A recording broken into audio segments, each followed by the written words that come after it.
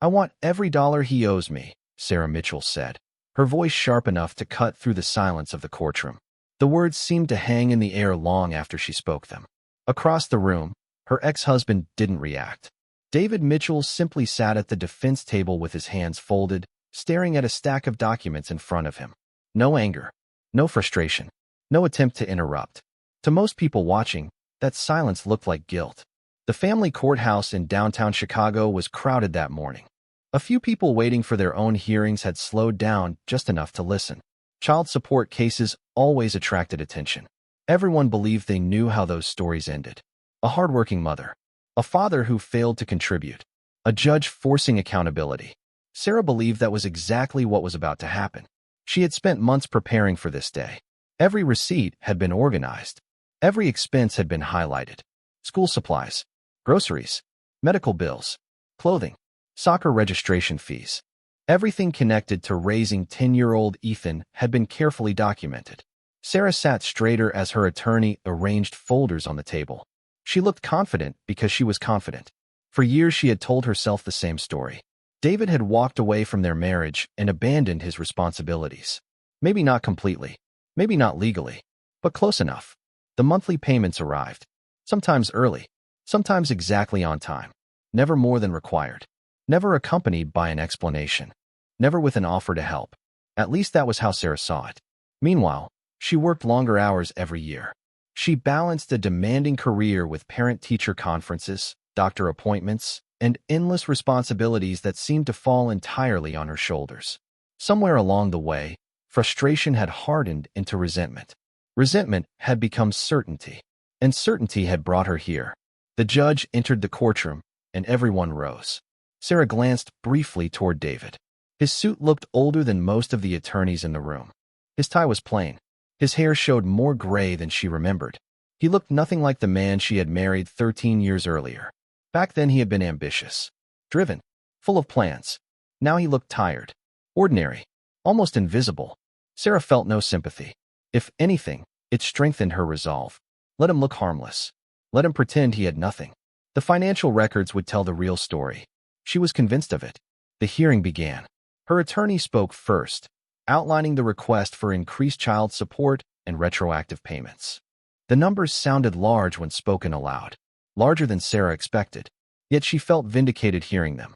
Every dollar represented years of sacrifices she believed she had made alone.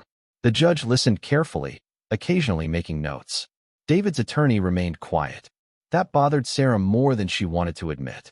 She expected objections, arguments, some kind of resistance. Instead, the defense attorney simply waited, almost as if he already knew something she didn't. Sarah pushed the thought away. She had facts. She had evidence. She had the law on her side. As the proceedings continued, she noticed David finally look up. Their eyes met for the first time that morning. She expected fear, regret, maybe even embarrassment. Instead, she saw something else. Not confidence, not defiance, something calmer, almost sad. Then he looked away. Sarah felt an unexpected chill despite the warm courtroom. For a brief moment, a question surfaced in the back of her mind. What if there was something she didn't know? The thought vanished as quickly as it appeared. She straightened her shoulders and focused on the judge. By the end of the day, she told herself, the truth would finally come out. What Sarah didn't realize was that the truth waiting inside that courtroom was nothing like the one she had spent years believing. Outside the courthouse, Sarah felt lighter than she had in months. The first day of the hearing had gone exactly the way she expected. Her attorney seemed confident. The judge appeared attentive. Most importantly, nothing David had done suggested he was prepared to fight back. A cold wind moved through the streets of downtown Chicago as she walked toward the parking garage, her heels clicking against the concrete sidewalk. Her phone buzzed almost immediately. It was her friend Melissa. "How did it go?" she asked before Sarah could even say hello. Sarah glanced back toward the courthouse entrance. David had not come out yet. "Good," she replied. "Better than good. I think the judge sees exactly what is happening." Melissa laughed softly. "About time." Sarah agreed. For years she had listened to the same advice from friends, co-workers, even family members. They all believed David had gotten away with too much for too long. The story always sounded simple when she explained it. After the divorce, she kept the house for a while before downsizing. She managed school schedules, doctor visits, and every unexpected expense that came with raising a child. Meanwhile, David lived quietly in a small apartment on the north side of the city. No social media, no vacation photos, no visible signs of success. To Sarah, that silence had always felt intentional, as if he had disappeared from the world to avoid responsibility.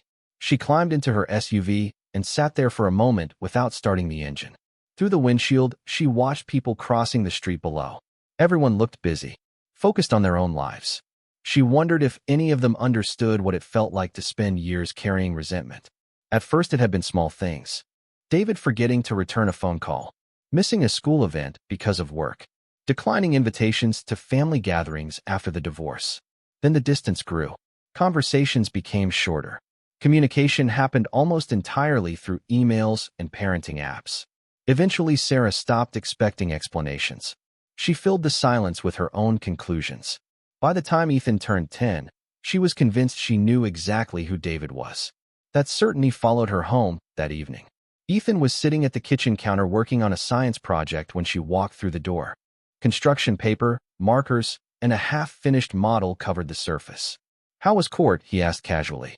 Sarah paused. The question surprised her. She set down her purse. "Fine," she said. "Just adult stuff." Ethan nodded and returned to his project. For a moment she studied him. He had David's eyes. The same calm expression. The same habit of listening more than speaking. Sometimes that resemblance irritated her more than she cared to admit. "Did Dad call today?" she asked. Ethan shrugged. "He texted." Sarah felt a familiar frustration rise inside her. A text. Always a text. Never enough in her opinion. Never what she considered real effort. Yet Ethan seemed perfectly content.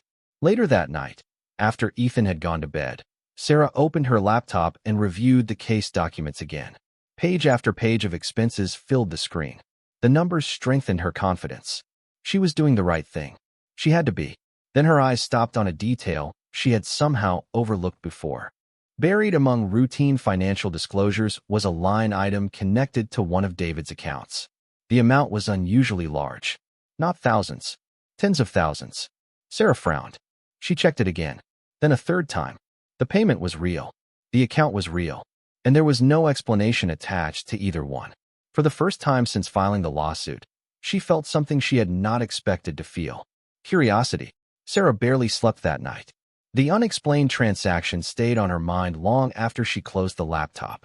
At 2 o'clock in the morning, she found herself opening the financial records again, staring at the same number illuminated by the glow of her screen. The payment had been made 3 years earlier. Large enough to matter. Specific enough to attract attention. Yet there was no description attached to it. No obvious destination. No clue explaining why it existed. By sunrise, she had convinced herself it was exactly what she needed. Hidden money. Undisclosed assets. Proof that David was not the struggling man he pretended to be. The thought restored her confidence.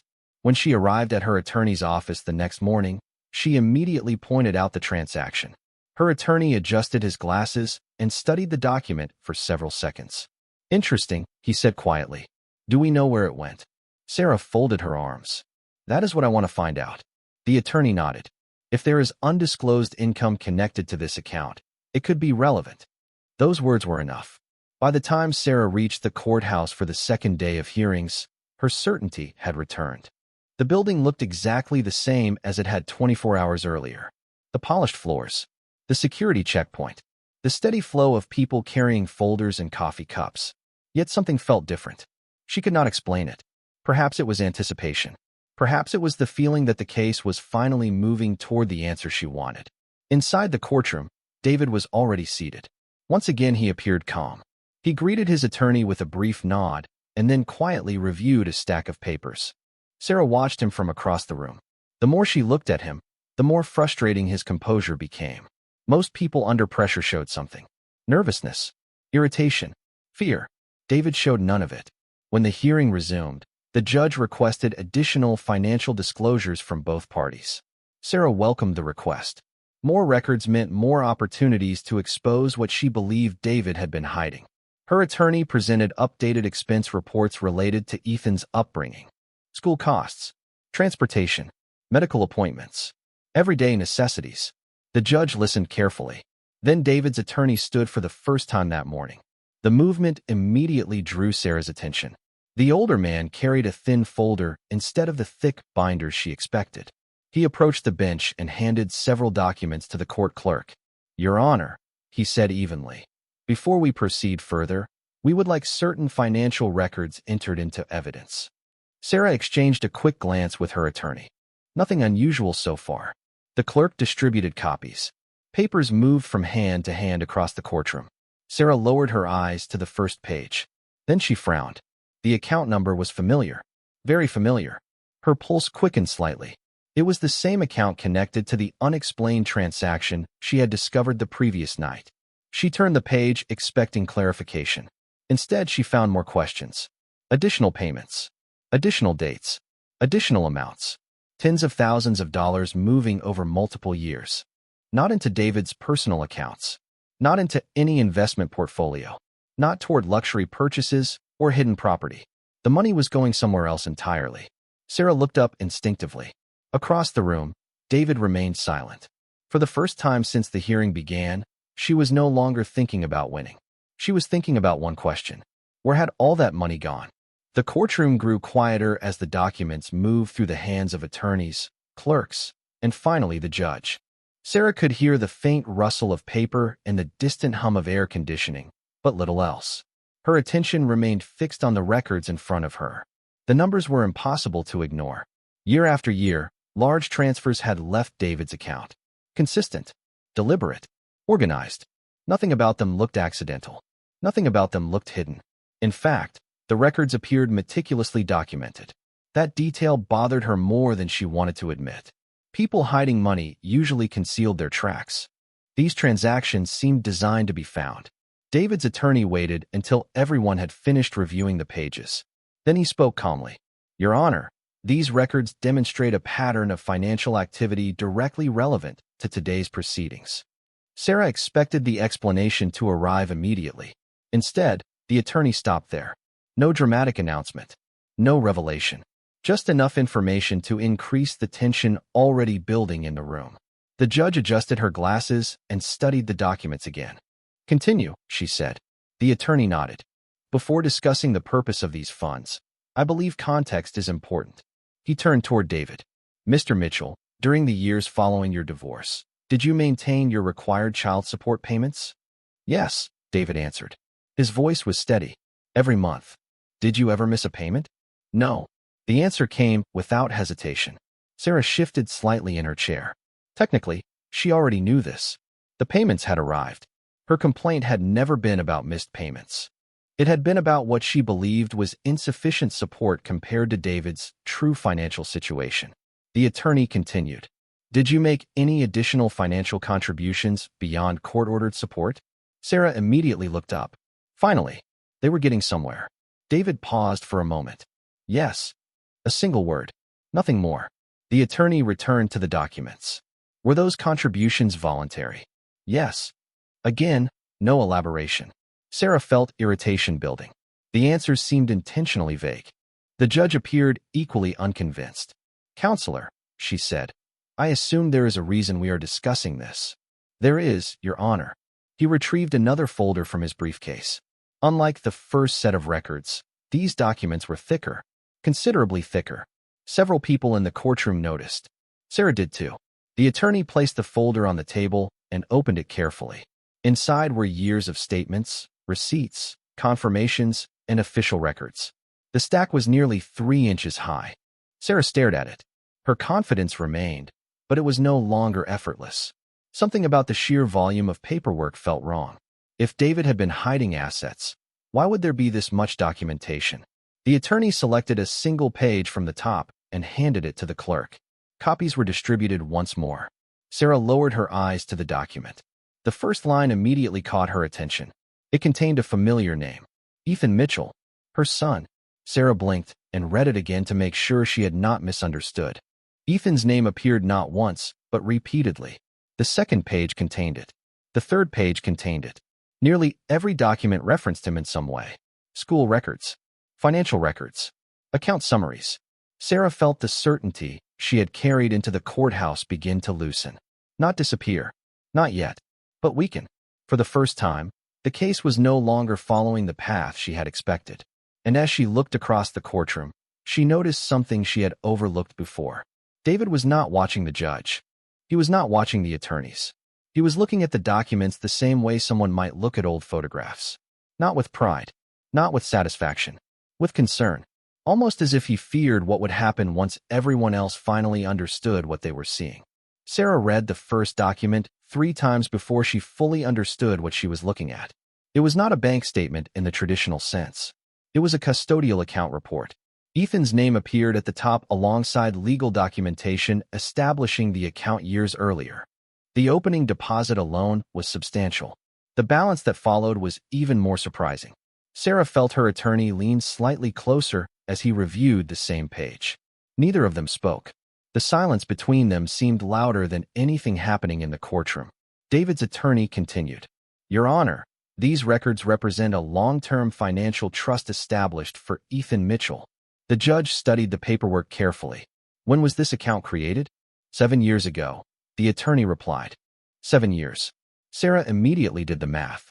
The account had been created shortly after the divorce became final. Her stomach tightened. Another document appeared. Then another. Annual statements. Contribution records. Investment summaries. Every year showed additional deposits. Every year showed growth. Every year carried Ethan's name.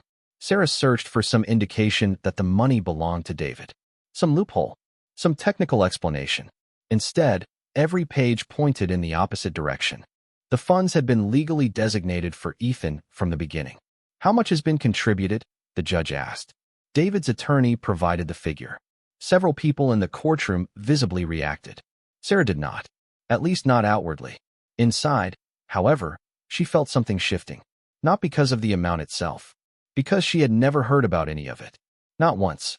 Not during the divorce. Not during years of co-parenting. Not during school meetings or conversations about expenses. Nothing. Her attorney finally stood.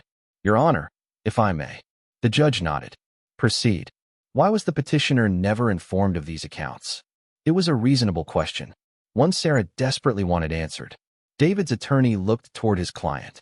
For the first time since the hearing began, David seemed uncomfortable. He adjusted his posture slightly before answering. "Because it was never about me." The courtroom remained silent. The judge waited. "Explain." David took a slow breath.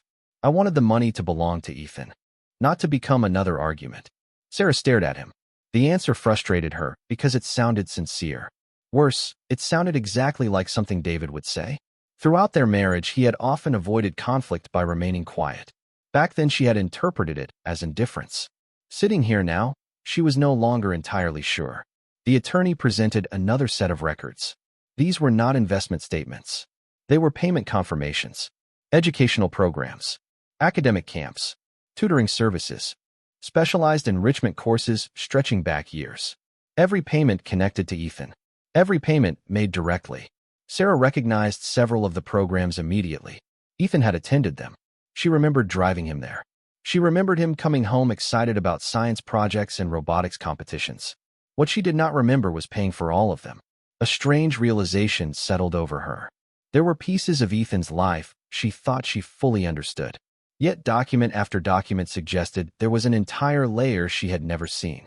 And as the stack of evidence continued to grow, Sarah found herself asking a question she never expected to ask. If this was only the beginning of what David had documented, what else had she completely missed? The judge requested a short recess before the hearing continued. People slowly filtered out of the courtroom, but Sarah remained seated. She barely noticed the movement around her. Her eyes stayed fixed on the stack of documents spread across the table. The evidence no longer looked like the financial records of a man avoiding responsibility. It looked like the records of someone planning years into the future. That realization unsettled her more than she wanted to admit. When the session resumed, David's attorney returned to the podium carrying a thinner folder.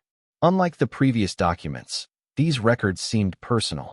The attorney opened it carefully. "Your Honor, we have established that Mr. Mitchell created and funded long-term accounts for his son. We would now like to clarify the purpose behind several additional expenditures that have already been entered into evidence." The judge nodded. "Proceed." A screen near the front of the courtroom displayed the first document. Sarah immediately recognized it. It was a receipt from a science enrichment program Ethan had attended 4 summers earlier. She remembered dropping him off every morning. She remembered how excited he had been. At the time, she assumed the cost had been covered through a scholarship program. The receipt showed otherwise.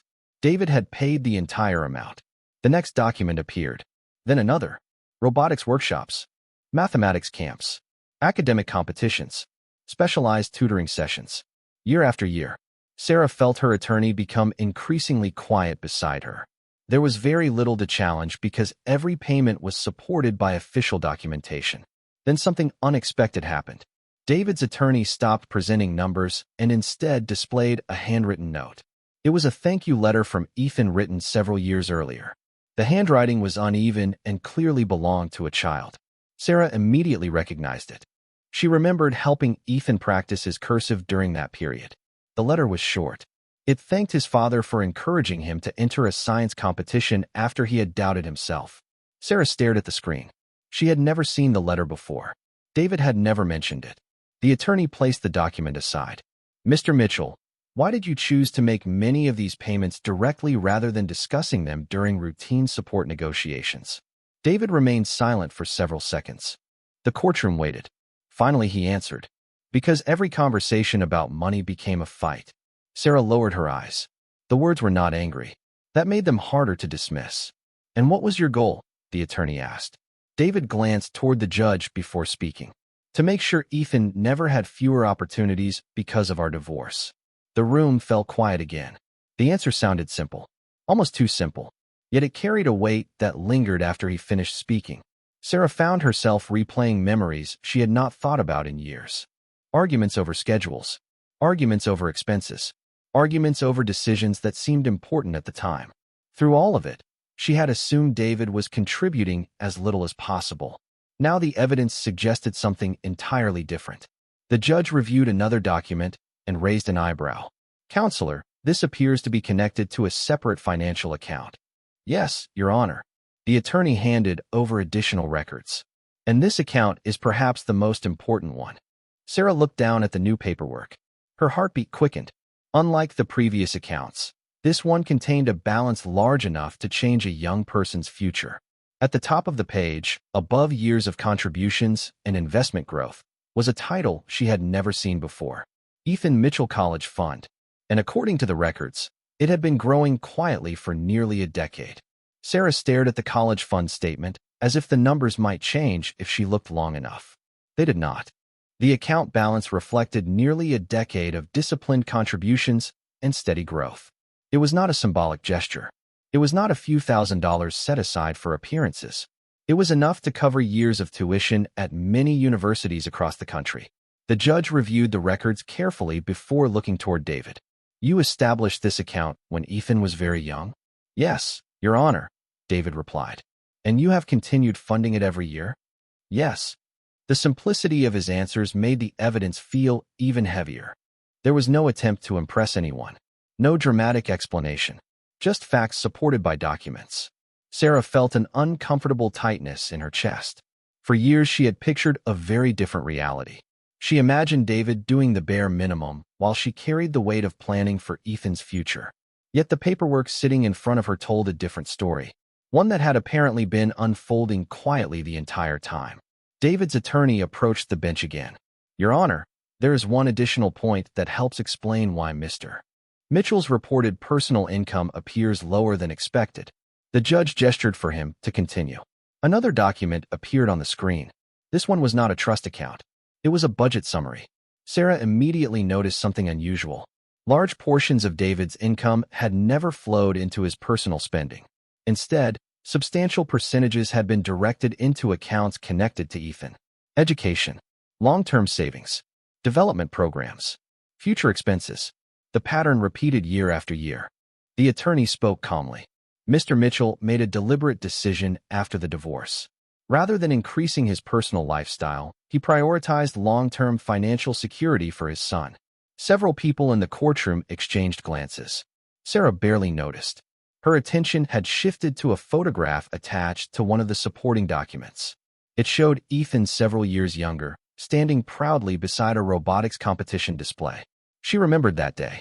Ethan had talked about it for weeks. She remembered cheering when he won a regional award. What she did not remember was asking how the program had been funded. She had simply assumed she knew. Suddenly, she was no longer certain of how many assumptions she had made. The judge turned another page. These contributions significantly exceed the minimum obligations required by the original agreement. Yes, Your Honor, David's attorney answered. That is correct. Sarah's attorney stood, clearly searching for ground that still favored their position. Voluntary contributions do not necessarily replace the legal obligation to provide adequate support. Of course not, the judge replied. But they are relevant when evaluating the full financial picture. The words landed heavily. Sarah looked across the room toward David. For the first time, she noticed how tired he appeared. Not defeated, not angry, simply exhausted. As though carrying years of documentation into this courtroom had never been something he wanted to do. Then the judge examined one final page near the bottom of the stack. Her expression changed slightly. Not dramatically, but enough for Sarah to notice. Counselor, the judge said slowly. This document references a medical disclosure. David's attorney nodded. Yes, Your Honor. Sarah felt her pulse quicken again.